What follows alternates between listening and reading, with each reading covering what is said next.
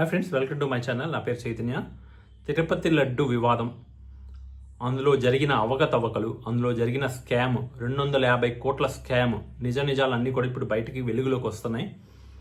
ఈ వీడియో కంప్లీట్గా అసలు ఈ 250 crores స్కామ్ ఎలా జరిగింది అనే దాని గురించి మనం మాట్లాడుకోబోతున్నాం. ఇందులో ఎవరెవరు ఇన్వాల్వ్ అయ్యారు, అసలు సిబిఐ ఎలా దీన్ని ఐడెంటిఫై చేసింది, అసలు లడ్డూలో కల్తీ జరిగిందా లేదా అన్నిటి గురించి కూడా మనం క్లియర్ కట్గా మాట్లాడుకుందాం. సో 2019 నుంచి 2024 మధ్యలో తిరుపతి లడ్డు తయారీలో యూజ్ చేసినటువంటి ఆ నెయ్యిలో కల్తీ జరిగినట్టుగా ఆరోపణలు అయితే వచ్చాయి. ఈ ఆరోపణలో నిజమెంత అని తేల్చే క్రమంలో సిబిఐ ఒక సిట్ని ఏర్పాటు చేసి దర్యాప్తు అయితే ప్రారంభించింది.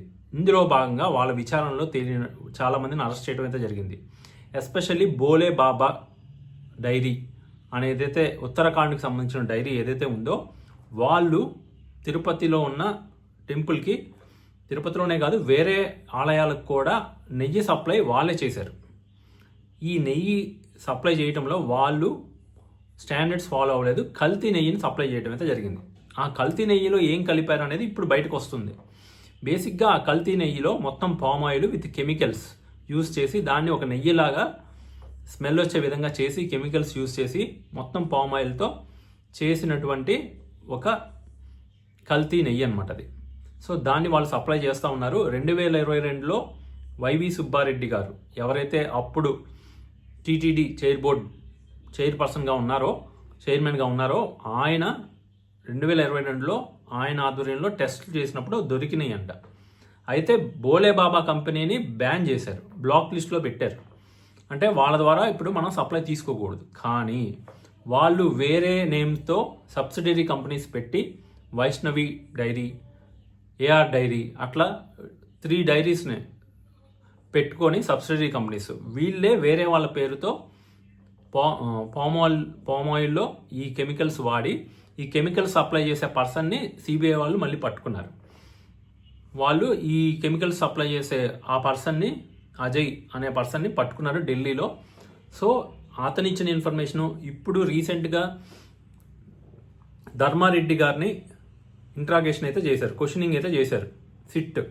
సిట్ విచారణలో ధర్మారెడ్డి గారు అప్రూవర్గా మారినట్టుగా తెలుస్తుంది. ఇది కాకుండా భోలే బాబా డైరీ ఏదైతే ఉందో వాళ్ళ హెడ్స్ను కూడా పట్టుకున్నారు, వాళ్ళని కూడా క్వశ్చనింగ్ చేయడం జరిగింది.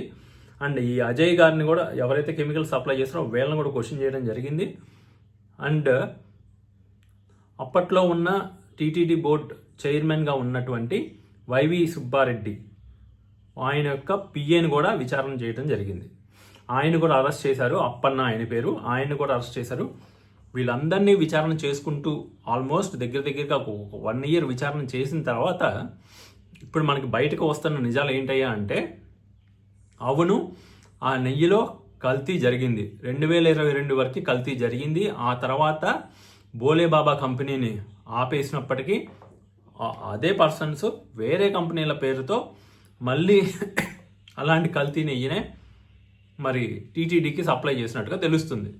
అదే నెయ్యి, ఆ కల్తీ నెయ్యినే మనకి లడ్డూలో వాడినట్టుగా తెలుస్తుంది. అయితే జంతువులకు సంబంధించినది ఈ నెయ్యిలో ఉందా అంటే, ఇప్పుడు వస్తున్న రిపోర్ట్స్ ప్రకారం అయితే అలాంటిది ఏమీ లేదు. కాకపోతే ఇది అసలు నెయ్యే కాదు, ఒక్క చుక్క మిల్క్ కూడా అందులో లేదు.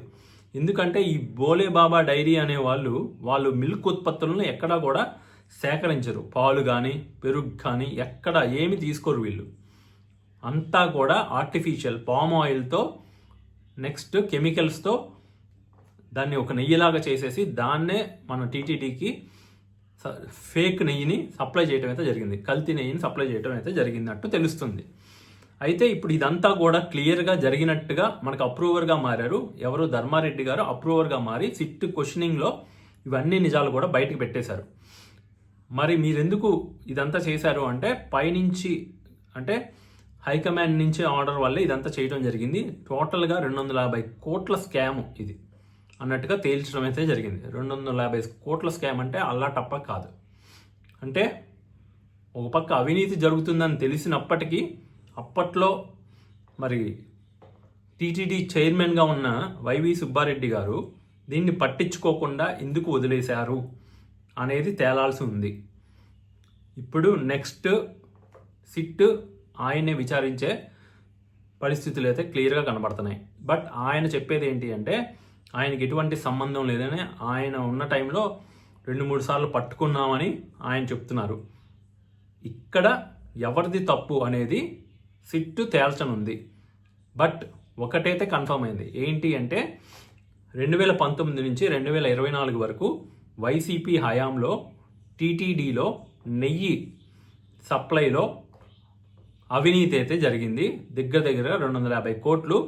దానికి సంబంధించి కంప్లీట్ డీటెయిల్స్ ఇప్పుడు సిట్ దగ్గర ఉన్నాయి. ఎందుకు అంటే ధర్మారెడ్డి గారు అప్రూవర్గా మారారు. ధర్మారెడ్డి గారు ఎవరు అంటే ఆ పీరియడ్లో టీటీడీ బోర్డ్ అడిషనల్ ఈఓ. ఆయన్ని క్వశ్చనింగ్ చేసినప్పుడు ఆయన అప్రూవర్గా మారడం వల్ల ఈ నిజాలు ఇవి నిజంగానే కల్తీ జరిగింది అనేది తేటతెల్లం అవుతుంది. ఇది జరగటానికి ఎవరెవరు సహకరించారు, ఎవరెవరికి ముడుపులు అందాయి, ఎవరెవరు ఇది ప్లాన్ చేశారు అనే వాటి మీద ఇంకా దర్యాప్తు జరుగుతుంది. సిబిఐ సిట్ విచారణ అయితే జరుగుతుంది, కొనసాగుతుంది. ప్రస్తుతానికి బయటకు వస్తున్న న్యూస్ ఆధారంగా మాత్రమే ఇది నేను చెప్పడం జరుగుతుంది. సో ఇప్పటివరకు బయటకు వస్తున్న న్యూస్ ప్రకారం చూసినట్లయితే 250 కోట్లు అవినీతి 2019 నుంచి 2024 వరకు జరిగింది.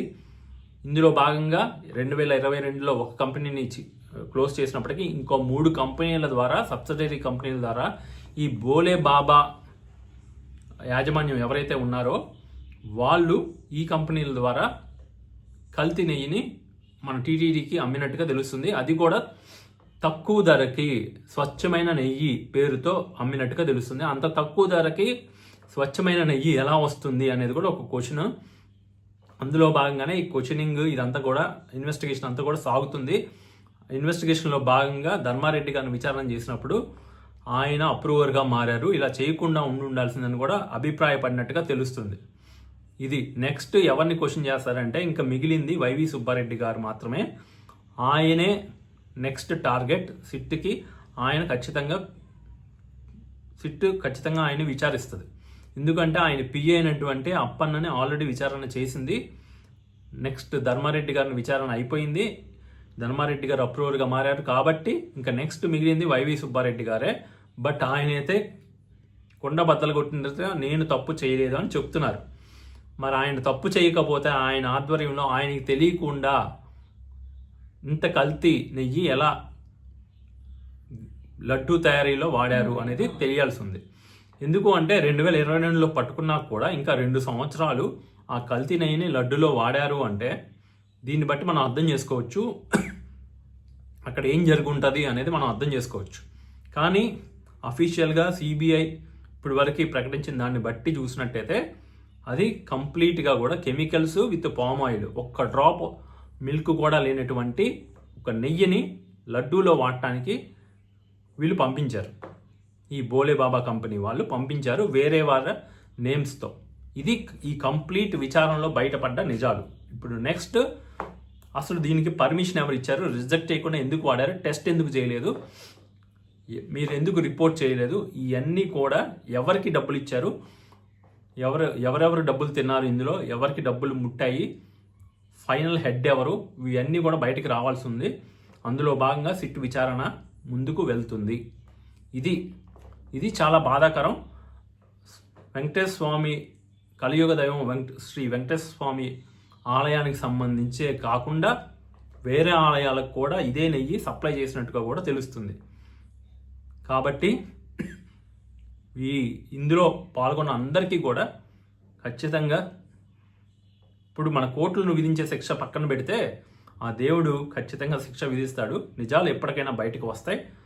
త్వరలోనే మన అందరం ఆ నిజాలను తెలుసుకుంటాం. కానీ ఇలా ఇంకొకసారి జరగకుండా ప్రభుత్వం గట్టి చర్యలు తీసుకోవాలని అయితే ప్రజలందరూ కూడా అభిప్రాయపడుతున్నారు.